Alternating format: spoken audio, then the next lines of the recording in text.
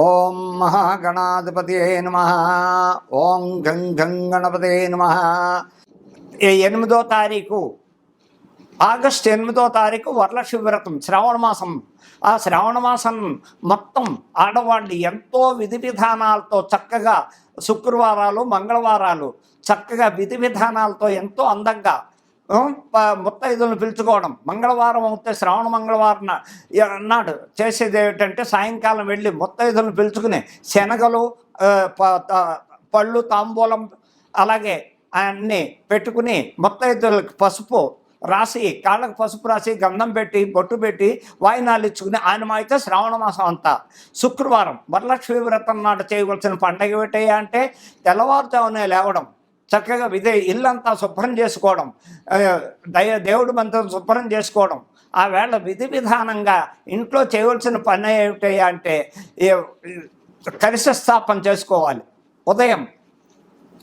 ఉదయం కలశ స్థాపన చేసుకుని చక్కగా ఒక పీట వేసి దేవుడి మందిరంలో పీట వేసి ఆ పీట మీద పద్మం వేసి ముగ్గుతో పద్మం వేసి వరిపిండి కానీ ముగ్గు కానీ పద్మం వేసి ఆ పద్మం మీద కలశం పెట్టుకుని ఆ కలశంలో ఇన్ని నీళ్లు పసుపు నీళ్లు వేసి ₹1 కాని వేసి దాని మీద మామిడి కొమ్మలు పెట్టి ఆ మామిడి కొమ్మల మీద కొబ్బరికాయ పెట్టి ఆ కొబ్బరికాయ మీద పైన కలశం ఎర్రని గుడ్డ చుట్టి చక్కగా కలశం మీద పెట్టి ఓ పువ్వు చామంతి పువ్వ గులాబీ పువ్వ పెట్టి విధి విధానాలతో చక్కగా ముత్తైదులను పిలుచుకుని వరలక్ష్మి వ్రతం విధి విధానం ఏ విధంగా చేయాలి అంటే ఆ అమ్మవారి నామాలు చదువుకోవడం. పసుపు గణపతి హరిద్రా గణపతిని హరిద్రా గణపతి అంటే పసుపుతో చేసే గణపతిని హరిద్రా గణపతి అంటారు. ఆ గణపతిని తయారు చేసి ఆ బియ్యం మీద పెట్టి ఆ బియ్యం చక్కగా ఫస్ట్ వినాయకుడు సంకల్పం చెప్పుకోవడం, వినాయకుడు నామాలు చదువుకోవడం, తరువాత వరలక్ష్మి వ్రతం నామాలు చదువుకోవడం. ఆ నామాల యొక్క వరలక్ష్మి వ్రత కథ చక్కగా సాంప్రదాయ ప్రకారంగా షోడశోపచారాలతో సహా చేసుకుంటూ పూజ అయిన వెంటనే హారతలు నివేదనలు ఏమిటయ్యా అంటే అక్కడ బూర్లు, పులిహార, క్షీరాన్నం, రకరకాలు పిండి వంటలు ఏవైనా చేసుకోవడానికి ఆస్కారం ఉంది. ఎన్నో విధాలుగా వరలక్ష్మి వ్రతం సాంప్రదాయం ఏమిటయ్యా అంటే ఎన్నో విధి విధానాలకి రకరకాలుగా చేసేందుకు శ్రావణ మాసం అంతా పర్వదినం, ఎంతో పర్వదినం ఇది. ఈ పర్వదినం అంటే ఏమిటయ్యా అంటే ఎంతో చక్కగా ఎన్నో విధి విధానాలతో ఆడవాళ్ళంతా ఎన్నో రకాలుగా చేసుకుంటూ ముత్తైదులను పిలుచుకొని తాంబూలాలు చక్కగా తయారు చేసి శనగలు ప్రతి పళ్ళెల్లోనూ పెట్టి స్తోమత ఉన్న వాళ్ళు చీర జాకెట్ పెట్టచ్చు, లేని వాళ్ళు ఒక జాకెట్ పీసు, ఎర్ర జాకెట్ పీసు, పసుపు కుంకుమ గాజులు ఇటువంటివన్నీ పెట్టి చక్కగా ముత్తైదులందరికీ కాళ్ళకి పసుపు రాసి గంధం రాసి బొట్టు పెట్టి వాళ్ళకి ఆ వాయనం ఇచ్చి వాళ్ళ చేత ఆశీర్వచనం తీసుకుని ఇలా చేయడం వల్ల ఎందుకయ్యా శ్రావణ మాసమే ఆడవాళ్ళు ఈ విధి విధానం అంతా ఆడవాళ్ళు దేశవ్యాప్తంగా ఎందుకు చేస్తారయ్యా అంటే దీనికి కారణం పార్వతీదేవి. ఈ పార్వతీదేవి అప్పుడు ఆ మహాతల్లి శ్రావణ శుక్రవారాలు శ్రావణ మంగళవారాలు ఆ మహాతల్లి చేసి ఇప్పుడు ఈ కలియుగం వచ్చాక ఈ తరం వచ్చాక అది కంటిన్యూ అవుతూ ఉంది.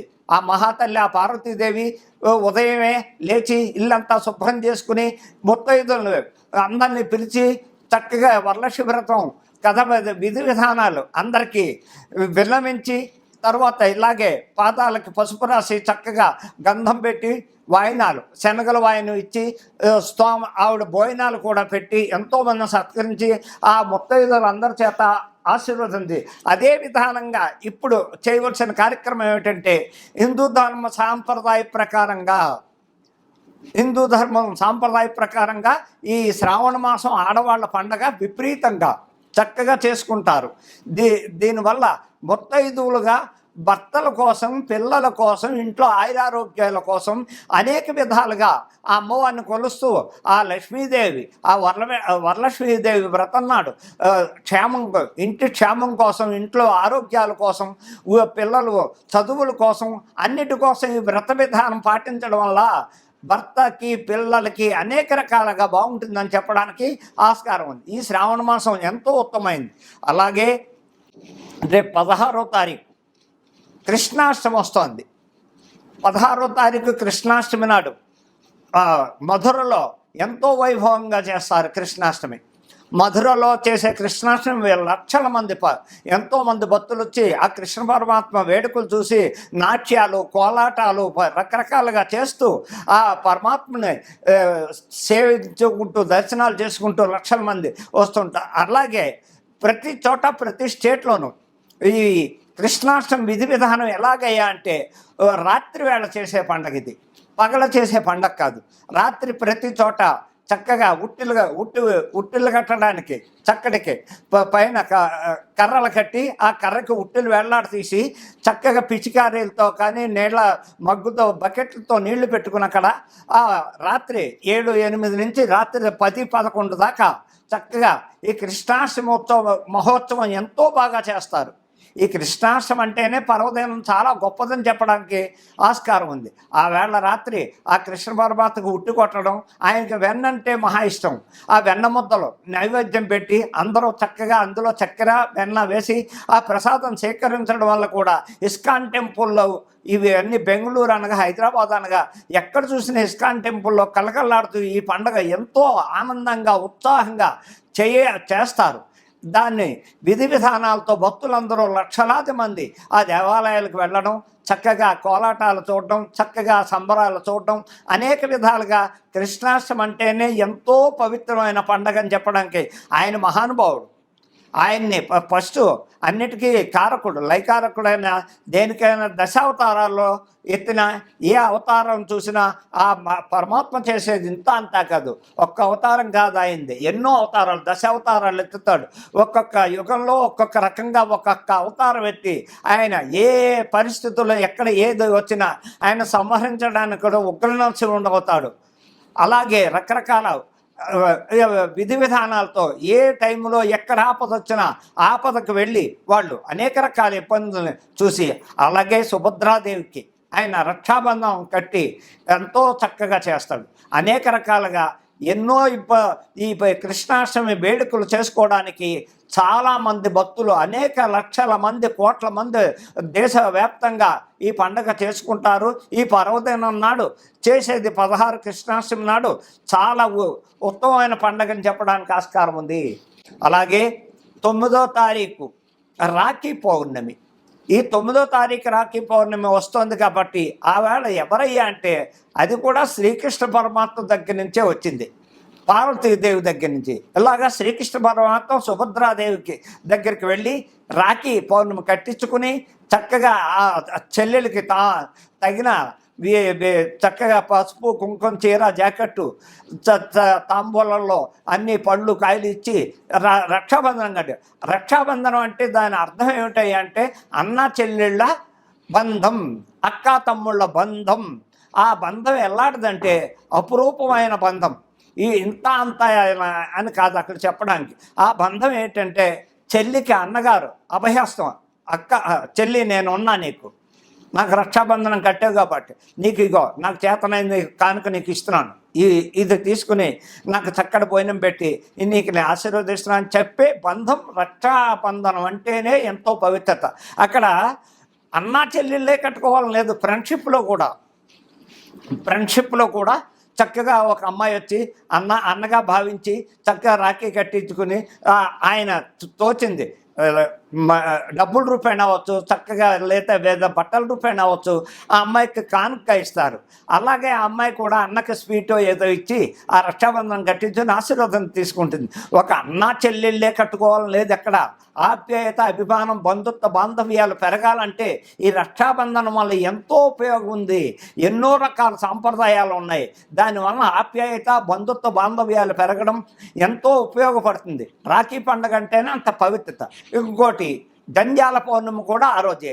బ్రాహ్మణులు అన్న వాళ్ళంతా వైష్ణవులు అనగా, వైశ్యాస అనగా, ఎవరైనా చారీలు అనగా ఆ వేళ యజ్ఞోపవీతం, నూతన యజ్ఞోపవీతం వేసుకుని చక్కగా సంకల్పం చెప్పి ఆ యజ్ఞోపేతం వేసుకుంటూ ఆ గాయత్రి మంత్రాన్ని 11 సార్లు స్మరించి పాత యజ్ఞోపేతం ఉండగా కొత్త యజ్ఞోపేతం వేసుకుని ఆ పాత యజ్ఞోపేతం పక్కన పెట్టి రాఖీ పౌర్ణమి, అదే జంధ్యాల పౌర్ణమి అంటారు, దాన్నే రాఖీ పౌర్ణమి అంటారు, అన్నా చెల్లెళ్ళ బంధం అంటారు.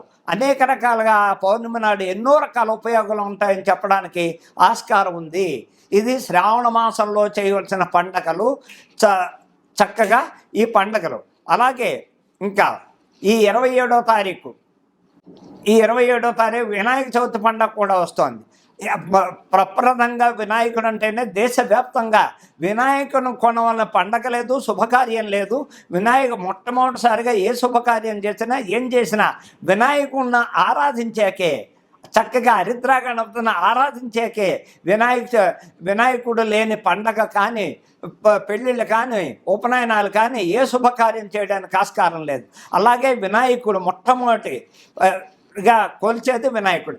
అలాగే 27వ తారీఖు వినాయక చవితి పండుగ వస్తోంది ఈ నెల. ఆ వినాయక చవితి నాడు యథావిధిగా పొద్దున్నే తలస్నానాలు చేసి పట్టు వస్త్రాలు కానీ లేకపోతే మామూలు ఉతికిన వస్త్రాలు కానీ ధరించి వినాయకుడు విగ్రహాలు తెచ్చుకుని చక్కగా స్థాపించి ఇళ్లల్లో చేసుకునే వాళ్ళు బయట మందిరాలు, మండపాలు లక్షల రకాలు చేసుకుంటారు. అదే మన ఇళ్లలో చేయవలసిన సాంప్రదాయం మట్టి గణపతి. కలర్ గణపతులు అవి ఇవి తేకూడదు. మట్టి గణపతి ఇంత హైట్లో ఉన్న తెచ్చుకోవడం. పొద్దున్నే విధి విధానంగా అన్ని రకాల పత్రులు, పువ్వులు, మారేడు దళాలు, అన్ని రకాల గన్నేరు పత్రులు, రకరకాల పత్రులు అన్నీ తీసుకొని పువ్వులు, పళ్ళు, కొబ్బరికాయలు అన్నీ దగ్గర పెట్టుకోవడం. అక్కడ మండపం ఏర్పాటు చేసుకోవడం. ఆ మండపం మీద బియ్యం పోయడం, తెల్లని వస్త్రం పరిచి ఆ తెల్లని వస్త్రం మీద బియ్యం పోసి ఆ బియ్యం మీద చక్కగా వినాయకుడిని స్థాపించి పసుపు కుంకుమ బొట్టు పెట్టి ఇంకా సంకల్పం మొదలుపెట్టి హరిద్రా గణపతి చేయాలి. పసుపుతో చేసిన హరిద్రా గణపతి తామలపాకులో పెట్టి ఆ వినాయకుడి దగ్గర పెట్టి ముందు ఆచమనం చేసి సంకల్పం చెప్పుకుని వినాయకుడికి చక్కగా ఆ నామాలన్నీ చదువుకుని 108 నామాలు చదివి వినాయకుడి కథ చెప్పుకుని, ఆ కథ చెప్పుకున్నాక అక్షతలు ఇంటిలో పాతి వేసుకుని ఆయనకి నివేదన ఏమిటయ్యా అంటే గరికతో చేసి బెల్లం ముక్క అక్కడ పెట్టి అసలైన ప్రీతి అయింది ఉండ్రాళ్ళు.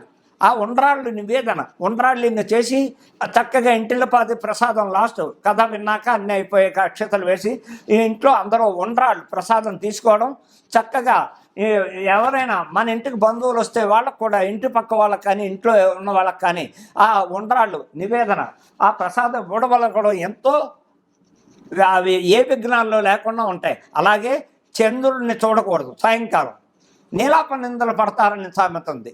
ఆ నీలాప నిందలు పడకూడదంటే మనం వినాయక చవితి నాడు ఆ కథ విని ఆ కథ అక్షతలు నెత్తిమి వేసుకోవడం వల్ల ఏదైనా పొరపాటు జరిగినా ఏ విఘ్నం లేకుండా ఆ ఇంటికి అన్ని శుభాలు చేస్తాడని వినాయక చవితి పర్వదినం అనేక రకాలుగా అన్ని రకాలుగా ఆ నామాలు చేసుకుని ఆయన కొలవడానికి వినాయక చవితి పర్వదినం ఆడ మగ సామెత లేదు. అందరూ చక్కగా తెల్లవారుజామున లేవడం, శుభ్రతగా తయారవడం, శుభ్రమైన బట్టలు కట్టుకోవడం, పిండి వంటలు నచ్చిన పిండి వంటలు చేసుకోవడం. ఫస్ట్ ఉండ్రాళ్ళు, గరిక, బెల్లం ఆయనకి ఇంపార్టెంట్. దాంతో ఆయనకి షోడశోపచారాలతో చక్కగా సాంప్రదాయంగా ఆ వినాయక చవితి ఇంటిల్లిపాది చేసుకుని సుఖ సంతోషాలతో ఉండాలని మరీ విన్నపిస్తున్నాను. ఇది ఇంకపోతే రాశి ఫలాలు. ఓం మహాగణాధిపతియే నమః. ఈ సంవత్సరం మొన్న మార్చి దగ్గర నుంచి 2026 మార్చి వరకు దేశకాల పరిస్థితులే కాదు, అనేక రకాల షష్టగ్రహ కూటాలే కాదు, రాహుకేతులే కాదు, ఈ మిథున రాశిలో గురువే కాదు, అనేక రకాలు దేశవ్యాప్తంగా ప్రపంచవ్యాప్తంగా ఎన్నో ఇబ్బందులు పెడుతుంది. ఈ ఇబ్బందులు ఏమిటయ్యా అంటే రకరకాలు ఫ్లైట్ యాక్సిడెంట్లు, హెలికాప్టర్ యాక్సిడెంట్లు, ట్రైన్ యాక్సిడెంట్లు, రకరకాలు బస్ యాక్సిడెంట్లు అవచ్చు, రకరకాలు నీటి గండాలు విపరీతంగా ఉన్నాయి. సముద్రాలు పొంగడం, గోదావరిలో పొంగడం, సునామీలు ఉన్నాయి, రకరకాలు ఇంకా ఎదరెదర చెప్పాలయ్యా అంటే ఈ సంవత్సరం మార్చి 30 నుంచి వచ్చే 26 మార్చి వరకు దేశకాల పరిస్థితులు పరమ చండాలంగా ఉన్నాయి. ఇకపోతే రాశి ఫలాల దగ్గరకు వస్తులోకి ఎలాగంటే ఫస్ట్ మేషరాశి వారికి ఏలినాటి శని స్టార్ట్ అయింది. ఏలినాటి శని స్టార్ట్ అయింది కాబట్టి దానివల్ల వచ్చే ప్రాబ్లం ఏంటి అంటే ఆ మేషరాశి వారు అశ్విని నక్షత్రం 4 పాదాలు, భరణి నక్షత్రం 4 పాదాలు, కృత్తికా నక్షత్రం 1వ పాదం వరకు మేషరాశిలో పడతారు. వీరందరికీ ఏలినాడు శని మార్చి 30వ తారీఖు ఉగాది నాడు స్టార్ట్ అయింది. వీళ్ళు అతి జాగ్రత్తలు పాటించాలి. ఏ విధంగా అంటే యాక్సిడెంట్ల అవకాశాలు ఉన్నాయి, వాళ్ళకి ఉద్యోగాలు ఉంటే ఉద్యోగాలు ప్రాబ్లం రావడం, సస్పెండ్ అవ్వడం, ఇలాగే చదువుకుని వాళ్ళకి ఇబ్బందులు, ప్రమోషన్లు వచ్చే వాళ్ళకి ఆగిపోవడం, విదేశాలు పెడదామంటే వీసా రాకపోవడం, స్టాంపు పడకపోవడం, అనేక రకాలు. వీళ్ళు చేసే రెమెడీలు ఏమిటయ్యా అంటే ఒక రకంగా అని చెప్పడానికి లేదు. ఏలినాడిసెన్లో రకరకాల ఇబ్బందులు.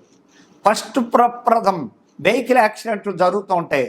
ఆ యాక్సిడెంట్లో పోవడానికైనా పోవచ్చు, ఆయుష్ ఉంటే ఉండవచ్చు. అందుకని మేషరాశి వాళ్ళు పాటించవలసిన జాగ్రత్తలు, రెమెడీలు ఏమిటయ్యా అంటే ప్రతి శనివారం ఆంజనేయ స్వామి గుడికి వెళ్ళడం. ఫస్ట్ ఆంజనేయ స్వామికి అర్చన చేయించుకుని తామలపాకు మాల వేయించి ఆయనకి అక్కడ తామలపాకు వేసి అర్చన చేయించుకుని సింధూరం నుదుట పెట్టుకుని శనివారం నాడు కిందకు వచ్చి నవగ్రహాల దగ్గరకు వచ్చి ఆ నవగ్రహాలకి నువ్వుల నూనె, అందులో నల్ల రిబ్బన్ ఆయన మెడలో వేసి నువ్వులు అవి వేసి ఆ నూనె ఆయన నెత్తిమి వేసుకుని 9 ప్రదక్షిణాలు చేసి వెనక్కి తిరిగి చూడకుండా బయటకు వెళ్ళిపోవాలి. అంతేకాని మళ్ళీ గుళ్ళోకి వచ్చి కాళ్ళు కడుక్కుని వచ్చి గుళ్ళోకి వచ్చి కూర్చోకూడదు. అది సాంప్రదాయం కాదు. శని మళ్ళీ వదిలిపోవాలి అంటే మనకు కూడా రాకూడదంటే వెనక్కి వెళ్ళకూడదు, ముందుకు వెళ్ళిపోవాలి. అంతే, ముందుకు వెళ్ళిపోయి ఆఫీస్కి వెళ్ళొచ్చు, ఇంటికి వెళ్ళొచ్చు, మన ఇష్టం, వ్యాపారాల దగ్గరికి వెళ్ళొచ్చు. ఈ శనిని కంట్రోల్ చేసి ఇది ఎవరయ్యా అంటే హనుమంతుడిని, వెంకటేశ్వర స్వామి. ఈ శనివారాలు పాటించడం వల్ల, అలాగే ప్రతి శని త్రయోదశి నాడు ఎక్కడయ్యా అంటే ఆంధ్రప్రదేశ్ రావులపాలెంలో మందపల్లి అనే గ్రామం ఉంది. ఆ మందపల్లి అనే గ్రామంలో శనేశ్వరుడికి శని త్రయోదశి నాడు వెళ్ళి ఆ వేళ స్థైలాభిషేకం చేయించుకుని చక్కగా అన్ని రకాలుగా అన్ని విధాలుగా షోడశోపచారాలతో సాంప్రదాయంగా చేసుకోవడం వల్ల కూడా శని కంట్రోల్ అవుతాడని చెప్పడానికి. అలాగే మేధాదక్షిణామూర్తిని కొలవడం కూడా, వీళ్ళు మేధాదక్షిణామూర్తిని ఎంత కొలిచి ఆయన నామాలను స్మరిస్తూ ఆయన్ని స్మరించుకుంటే కూడా శని కంట్రోల్లో ఉంటాడని చెప్పడానికి ఆస్కారం ఉంది. అలాగే మేషరాశి ఫలితాలు ఇలాగ ఉన్నాయి. మేషరాశి వారు చేయవలసిన పని. ఇప్పుడు దేశకాల పరిస్థితులు ఎలాగ ఉన్నాయా అంటే దేశంలో అరాచకాలు ఎక్కువైపోయాయి. ప్రపంచవ్యాప్తంగా అరాచకాలు, యాక్సిడెంట్లు, ప్రతిదీ, నీటి గండాలు, యాత్రలకు వెళ్ళిన వాళ్ళు తిరిగి సగం మంది తిరిగి రాకపోవడం, ఎక్కడ చూసినా వరదలు, వర్షాలు విపరీతంగా ఉన్నాయి, సునామీలు ఉన్నాయి, నీటి గండాలు విపరీతంగా ఉన్నాయి. ఎందుకయ్యా అంటే రాహుకేతుల దోషం పడింది, షష్టగ్రహ కూటం ఎఫెక్ట్ బాగా ప్రపంచవ్యాప్తంగా. అలాగే ఆడవాళ్ళకి గండాలు ఎక్కువ ఉన్నాయి. ఆడవాళ్ళకి కిడ్నాపింగ్లు, రేప్ కేసులు, వివాహాలు అయిన వాళ్ళకి ప్రేమ వివాహాలు ఫెయిల్యూర్ అవ్వడం, 3 నాళ్ళు ముచ్చటే ఆడవాళ్ళకి ఎక్కువ ఉంది. ఈ సంవత్సరం అంతా ఆడవాళ్ళు అతి జాగ్రత్తలు తీసుకోవాలి. కేసులు ప్రతి చోట ఆడవాళ్ళు జైలుకి పెడతారు. ఆడవాళ్ళు జాగ్రత్తలు పాటించడం అంటే దైవారాధన చేసుకోవాలి. ఎవరయ్యా అంటే దుర్గమ్మ వారిని పట్టుకోండి. దుర్గమ్మ వారికి ప్రతి మంగళవారం రాహుకాలంలో దీపాలు పెట్టడం, నిమ్మకాయ టిప్పల్లో చక్కగా అర్చనలు చేయించుకోవడం, ముత్తైదువులు ఉంటే ప్రతి మంగళవారం జాకెట్ పీసో, ముత్తైదు ఓపుకుంటే చీర జాకెట్ పెట్టడం, ఇలా చేసుకోవడం వల్ల కూడా దేశకాల పరిస్థితుల గురించి చెప్తున్నాను.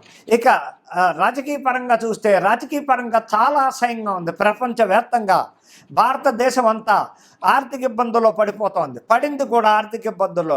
ప్రతి చోట ప్రతి స్టేట్లోనూ రాజకీయంగా చూస్తే పరిపాలనా విధానం ఎక్కడా బాగోలేదు. పరిపాలన చేసే విధి విధానాలు ఏ మంత్రి ప్రజలను పట్టించుకోవట్లేదు. ఏ స్టేట్లో చూడండి, ఎక్కడ చూడండి, ఈ రాజకీయ నాయకులు స్వార్థపరులైపోయారు. వాళ్ళు డబ్బు పోగొట్టుకోవడమనే ప్రజా పరిపాలన చేయట్లేదు. ప్రజల దగ్గరికి వెళ్ళి వాళ్ళకి ఇవ్వవలసిన ఫండ్స్ ఇవ్వడం కానీ, వాళ్ళ మంచి చెట్లకు కనుక్కోవడం కానీ, ఇళ్ళంపటి వెళ్ళి ఎలా ఉంది, కాలనీకి వెళ్ళి ఎలా ఉన్నారు ప్రజలు, ఏ విధంగా ఉన్నారు, ఇల్లు కాలిపోతే ఇల్లు కాలిపోయిన వాళ్ళకి ఇల్లు, లేని వాళ్ళకి ఇల్లు, లేకపోతే ఏదో విధంగా వాళ్ళకి రకరకాల సహాయాలు చేయవలసిన ఫండ్స్ వచ్చినా కూడా వీళ్ళు ఆ ఫండ్స్ని ప్రజలకు ఇవ్వకుండా వాళ్ళే మింగేస్తున్నారు. ఎక్కడ చూసినా, ఏ రకంగా చూసినా రాష్ట్ర పరిస్థితి చూస్తే తెలుగు రాష్ట్రాల్లో అస్సలు బాగోలేదు. తెలుగు రాష్ట్రాల్లో, ఆంధ్ర రాష్ట్రంలోనూ చండాలంగా ఉంది పరిపాలన, తెలంగాణలోనూ పరిపాలన బాగోలేదు. ఇకపోతే ఇక్కడ కొంతమంది ముఖ్యమంత్రులు మారడానికి అవకాశం ఉంది. సంవత్సరంలో కొంతమంది ముఖ్యమంత్రులు ఇళ్ళకి వెళ్ళేది కనపడుతోంది కొన్ని చోట్ల, కొన్ని స్టేట్లలో. కొంతమంది ముఖ్యమంత్రులు, 2 ముఖ్యమంత్రులు రీడింగ్ మంత్రులకి ప్రాణకాండ ఉంది.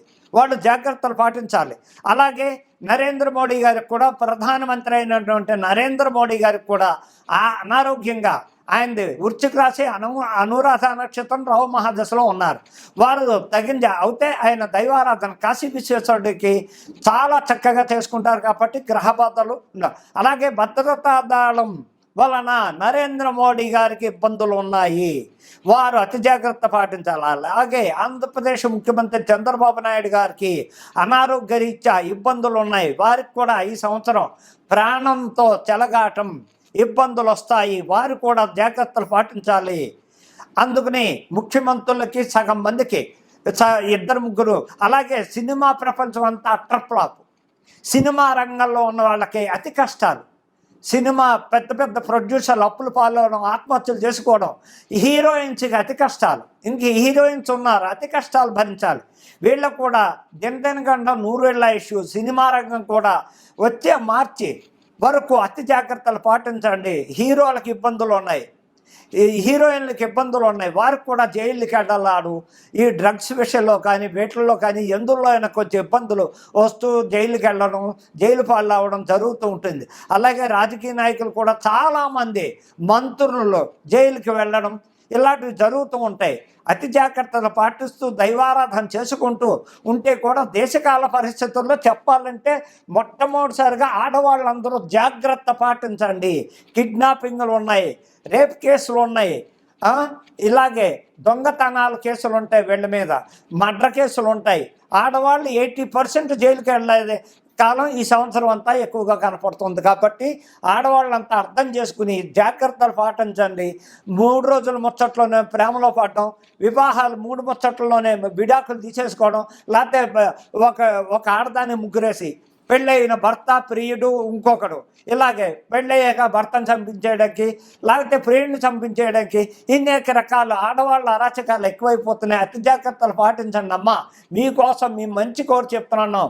అర్థం చేసుకుని మా ఆశీర్వచనాలు ఎప్పుడు ఉంటాయని చెప్తున్నాను. అర్థం చేసుకోండి, నన్ను తిట్టుకోకండి, మీ మంచి కోరి చెప్తున్నాను. కోరి కష్టాలు కోరి తెచ్చుకోకండి. మహిళలందరూ అతి జాగ్రత్తలు పాటించండి. మాకు అక్క చెల్లెలతో సమానం, తల్లులతో సమానం అని విన్నవించుకుంటున్నా.